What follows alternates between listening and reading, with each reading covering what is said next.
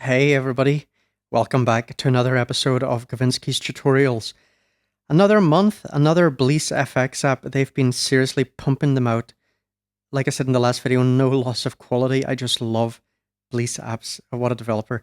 Now, a couple of things I've got to say very briefly before I get stuck in.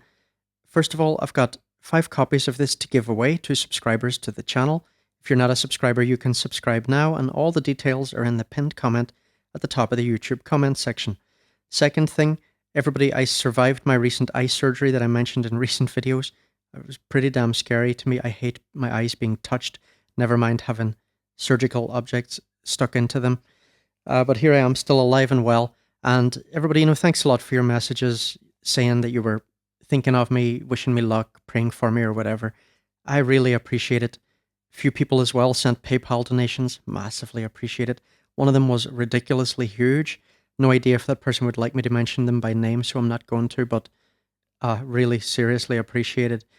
And also, people have been mentioning in comments that they've been watching a few more ads and things like that to try and help out the channel. And I can see from the revenue from YouTube that that's really making a difference.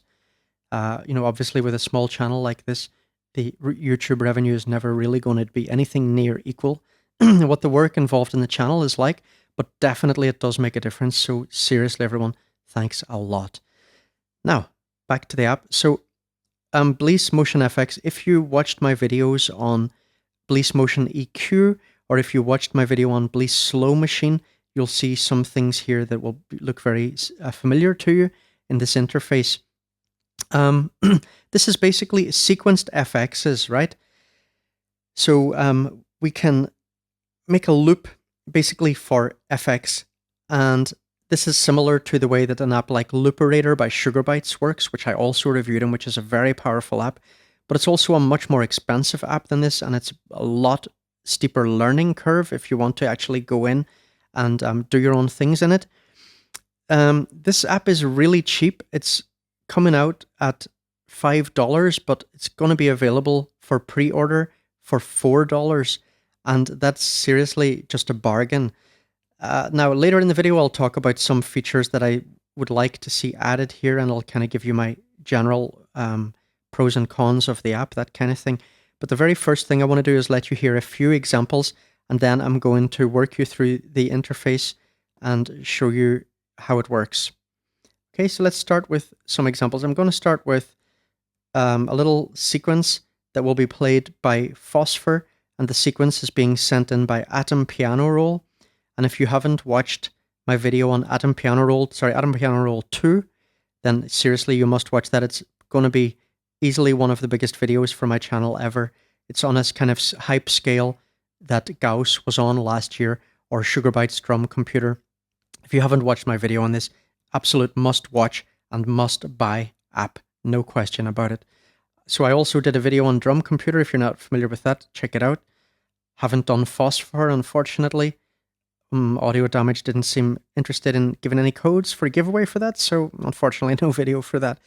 All right, now let's see. Let's get started here. Okay. So put some of these on the synth first. So we can see here what kind of effect is being applied, right? What's highlighted here. So you can see this low pass effect, low pass filter. Let's try the next one. So volume effect. And notice the different types of ramps and things like that we have on the sequencer, the different types of curves. Let's try the next one.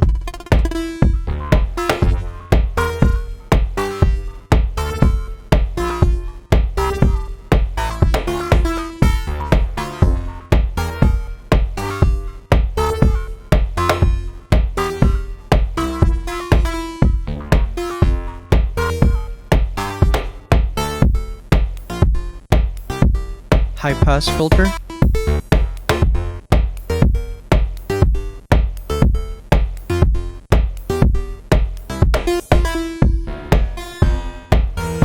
Delay.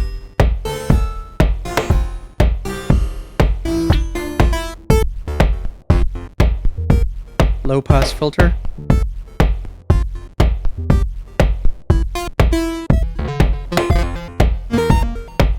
Pitch.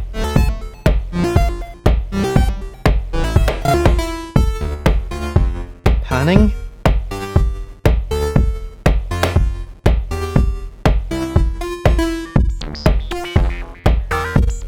Ring modulator.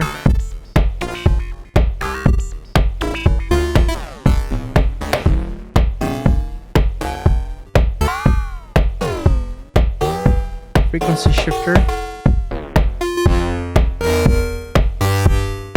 Now, of course, we can combine these.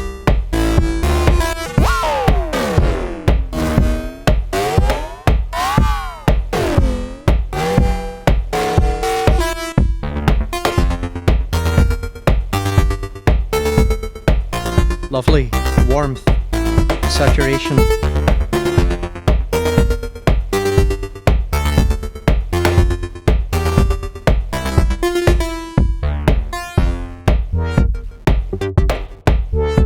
Love this.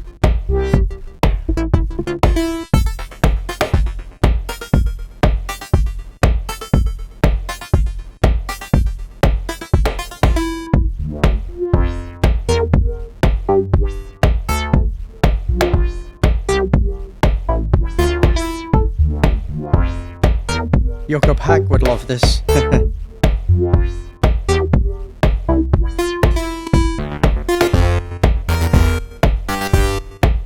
Right, so you're getting the idea.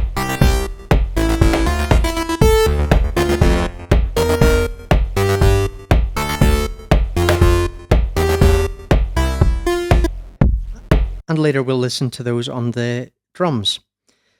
So let's see what is going on here. I'm going to open up another instance. Now, by the way, you can see this is incredibly light on CPU because I've got, a lot of this CPU is coming from Drum Computer. Before I brought in Drum Computer here, the CPU was very low. There are also some pretty heavy things on my mic chain and so on. But when I just had Phosphor and a whole bunch of these, it was like absolutely nothing, like 10% on the DSP. And I mean, I've got about 20 of those or something, maybe 15 at least on that channel. I've got a lot of them on this. So it is extremely light effect on your CPU. So when you open up a new instance, right, it'll look like this default. So a couple of things we'll just go through with the interface here. So the first thing is the dice, which will randomize. Now, when I first started beta testing this, what it did was when you randomized it, it was really completely random and it just changed around. For example, maybe it was a low pass filter, maybe it was a frequency shifter, whatever. But of course, that's not great, is it? Like sometimes you want to open something up and you want to have a delay, for example. So none other than yours truly made this feature request to BLEASS. Why don't you make the randomization match whatever effect is chosen here? So BLEASS, being a nice responsive developer, have added that. So if you like this feature, say thank you to me in the comments. So if I click the dice here, it's all going to just stay like a low pass effect. Here, if we have this selected and we click the dice, it's going to be high pass, right? And so on. So let's just have a little listen to what some of the randomizations are like. Now, what I'll say first is you find sometimes you have to press this random button quite a lot before you get something usable. But anyway, let's see.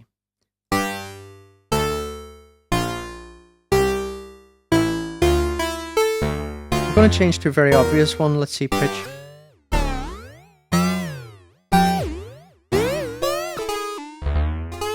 So you see here we're getting things, we can choose major scale, minor scale, and so on.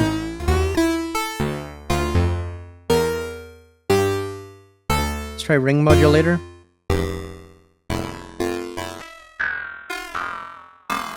Now, of course, if you get a preset that you like, but it's not perfect, you can go in and adjust things, right? And make it the way you like it. Or if you've got a sequence that you like, you can keep the sequence and just go and try different FX types on it.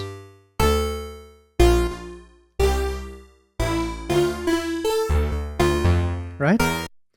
So this is how the random button works. Then here we have the length for the sequence.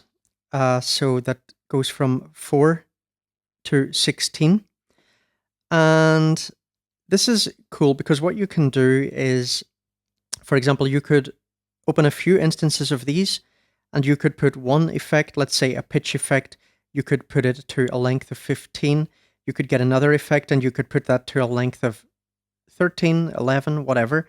And so you could have a few different effects types running at different lengths, and that would keep a lot of variety in your sequences, in your FX. Now, one thing though, by the way, you may have noticed is that you can only choose one type of effect in an instance, and there's been some criticism of this from some people on the AudioBus forum. They would like to see something where you could have multiple sequences from different FX types all in the same instance. So the advantage of that would be that you could then save those as a preset because, for example, at the moment, if you do make a chain with a few different things, like let's say in one of these instances, I do some volume F-type FX, in another one I do some panning, in another one I do ring modulation, I can't really save a single preset in the app that does all of those things. What I would need to do is like save a session in my host, for example. That's obviously a lot less convenient. So this is maybe, I think, a valid criticism of the app, but it's certainly not one that would put me off getting the app. Also, I feel, do you really want to always just use presets? Like personally for me, when I start a project, I just like to take different effects, put something on, then think, okay, what could I add to that? And just build it up like that. For me, it's much more fun, but I suppose it depends on the way that you personally work. Okay, so we've already mentioned then we've got our row here where we select the effect type, we've got the length, we've got the resolution. So how long will a step be? So for example here, the length is 11 and the resolution is 2 bars. So that means that it's going to take 22 bars to do the whole sequence before it goes back to the start, right? If I change this to a half, right, then it's going to be 5.5 bars, 11 divided by 2, right? So that's the length and resolution. Now then, with the grid, right, so with the grid we can basically drag things around, and the way our dragging behaves will depend on the type of curve that we've got here. So like downward ramp, this one, I think this is what's called smooth ramp, is it? Yeah. The smooth ramp will always link to the point on the next and previous step. Here we've just got a step. There's no actual curve or ramp or anything like that. It's just a jump.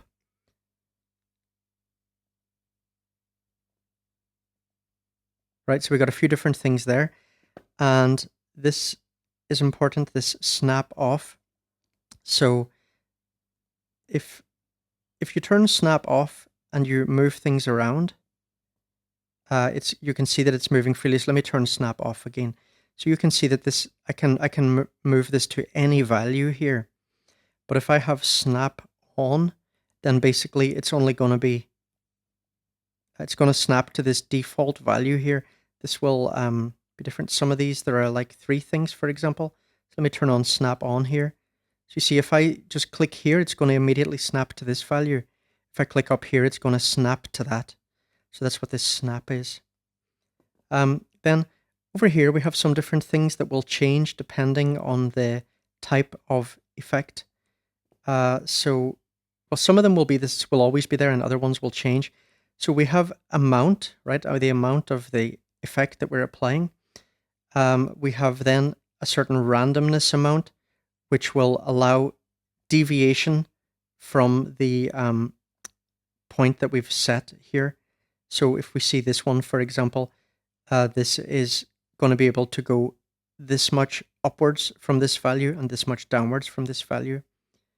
So here we've got extreme randomness, and here we've got very little randomness. As I said in a previous video, I love the way BLEASS have done this randomness. I love the way they've visualized it. It's really nice. Their apps just have beautiful visualization, and it's just getting better and better. Like BLEASS apps are, I mean, they were already good, you know, a year ago, but they're just so much better now. Developers really been just doing some incredible stuff. Then we've got a smoothness thing, which will smooth off any sudden jumps between steps of the sequence. And then here, these things will change. Like, for example, here, this is a delay effect. So here, this knob becomes feedback. And here we have a ping pong on or off, and we have a stereo thing. But if we change to like this frequency shifter, for example, here we get fine slider. We have stereo on or off. Here in pitch, we have a grain size thing. So you can look at the manual for all these kind of details about this. You'll see exactly what the sequencer is controlling and what the additional things are controlling, right?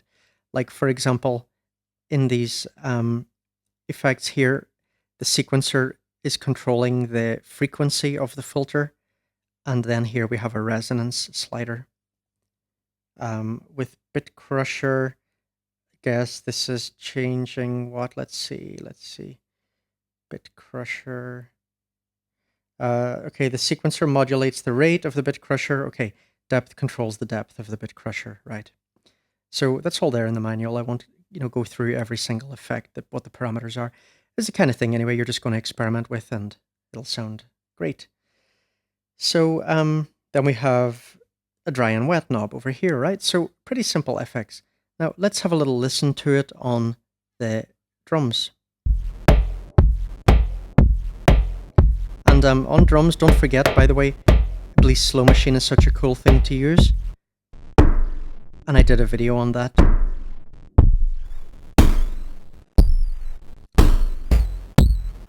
Okay, so here what we got, Bit Crusher. This volume effect, sawtooth. So obviously, I mean, one thing is cool to do is go in and, change around, try different types of ramps and so on, play about with the sequencer.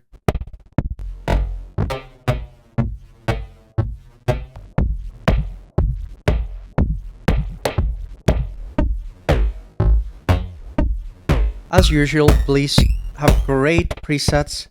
Great presets.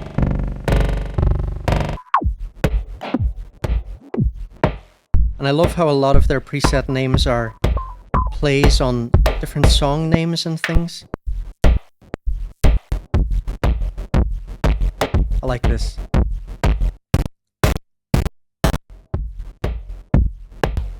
Obviously, some of the presets are going to sound good on certain things and not on others. That's pretty cool.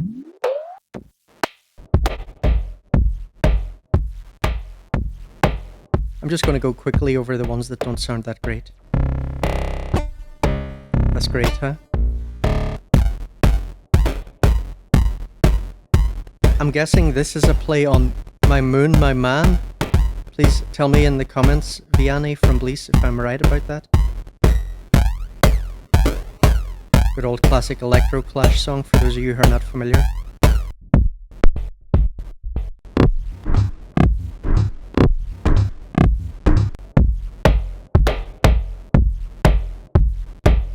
So again, seeing here, how we can play around with the different knobs that pop up. So here we've got feedback amount.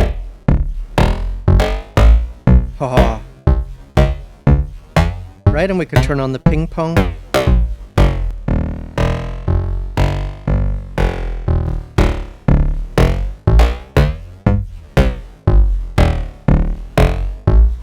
These kind of effects are just so fun to play around with. Let's try the random.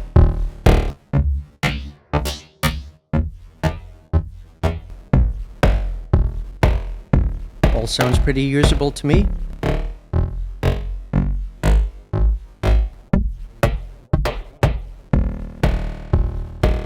Nice.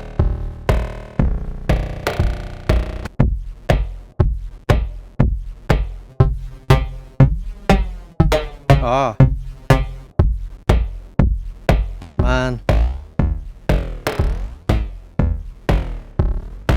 What a bargain for $5, $4 at pre-release price. Why would you not get this? So much fun. And as I say, you know, combine them together and move them around.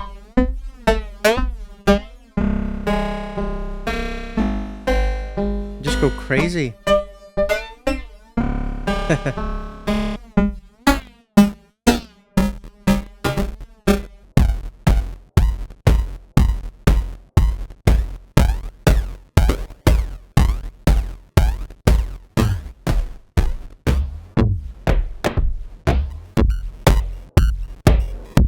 Love this.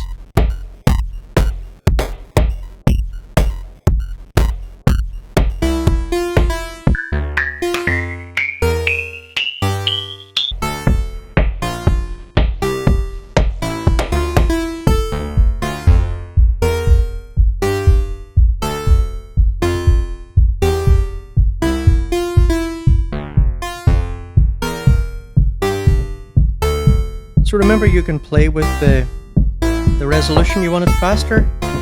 Just change the resolution. Brilliant.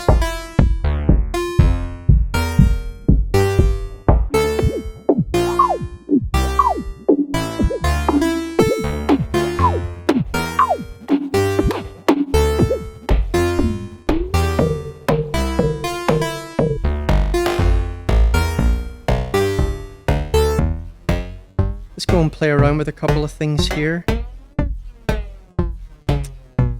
Let's see the randomness, for example.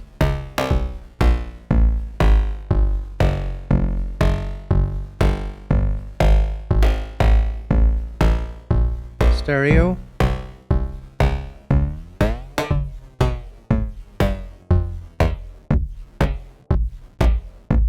Feedback.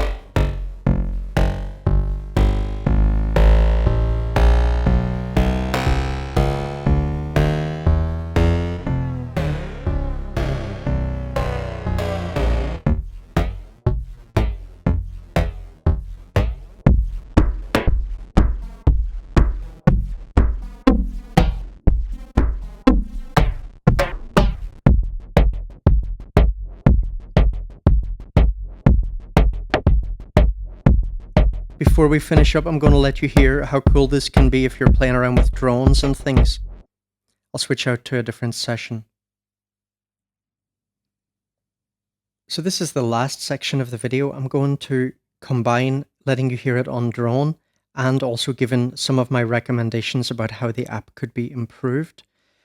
I'm actually using the session here that I used when I demoed PassBot by Sonic Planet. That's their app store name. Sonic Lab is the name for the desktop products. So developer of Fundamental, Volbot, and so on. So PassBot is a very cool stochastic filter bank. Go and watch my video on that if you're not familiar with it. It's really cool. It does really, really great filtering. Really, really good for weird stuff. Now, let's just listen to a couple of examples of how we can play around with motion on this. Let me add some gain. Oh, we got it some gain, okay.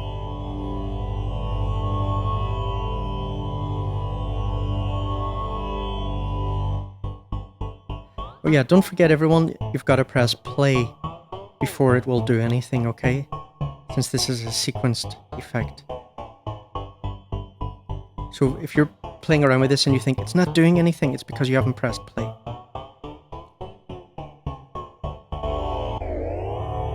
I've again just thrown in a little slow machine here. Pretty cool with this kind of thing.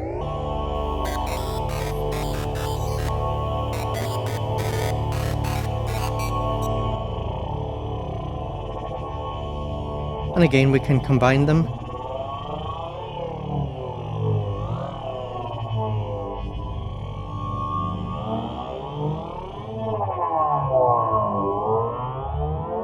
Throwing in PassBot on top of that.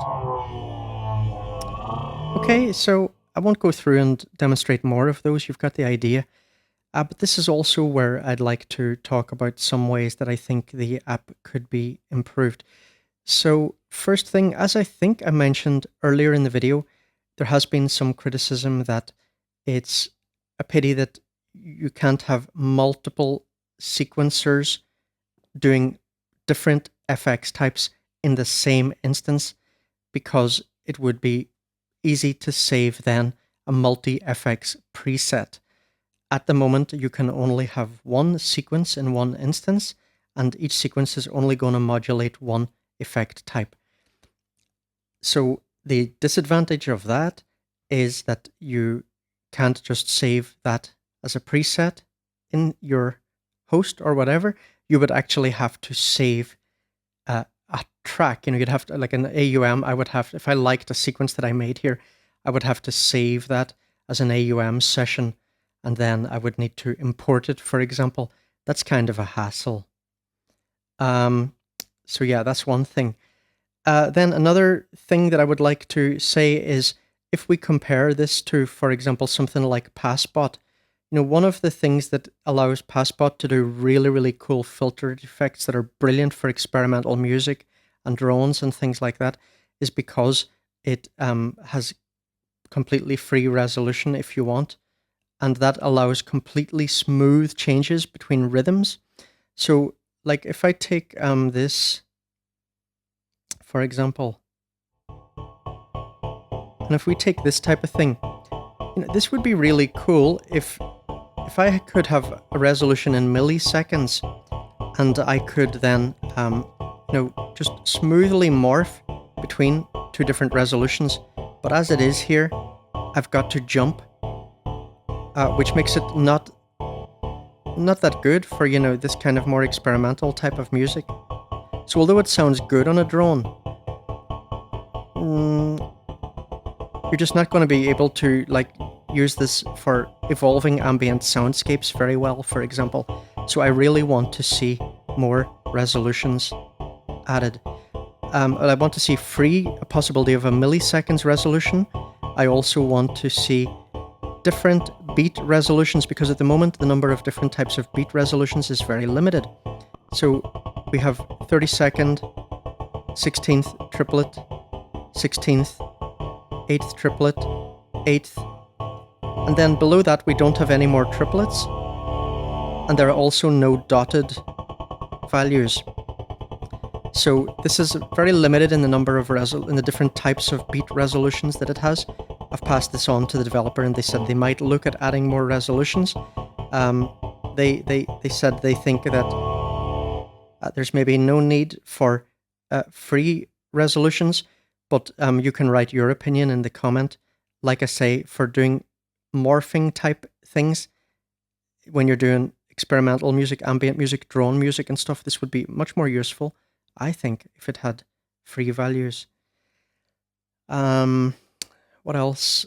Is there anything else? I think that's probably it, actually. Yeah. Well, if you can think of anything that you would like to see added, maybe you can mention it in the comments. Really, really enjoyable effect. Great interface, as always. I love the way that they've done it, that the knobs and things and the sliders over here change with different settings. It's a very clever way to do an interface, instead of having a lot of a very muddied up screen with too much stuff going on. Also, these are great examples of a touch interface. As I discussed in the Passbot video, as much as I love this app, it is not a good touchscreen interface. BLEASS are really masters, I think, of the perfect iOS type interface. Well, kind of, yeah, because that's one other suggestion that I had, and I've already passed this to the developers too. If you think it's a good idea, maybe you can write in the comment in support of me, and it might encourage BLEASS to add this, because like Jonathan Liliadal did with his delay app, for example. Well, I really love what he did there. For example, let's say I want to change my delay resolution from, let's say, a 16th to an 8th. currently, if I want to go from a 16th to an 8th, I have to drag through the triplet, the 8th triplet, and that's not going to sound good. So what I would like to see is something where you press on the knob and then you drag, right? And this value will change, but it will not actually take effect until you take your finger off. That way you can easily jump between musically relevant values, which generally tends to be halving or doubling the resolution. So that's the other thing that I would like to see. But as I say, for me, this is a no-brainer like most of BLEASS's apps. $4 pre-sale or pre-release price, $5 on release. Nice quality effects, nice sounding filters. BLEASS just do quality stuff. I like it a lot. All right. So thanks everyone for watching, and I'll see you in the next video. Good luck, everyone. I hope you're doing well. Take care.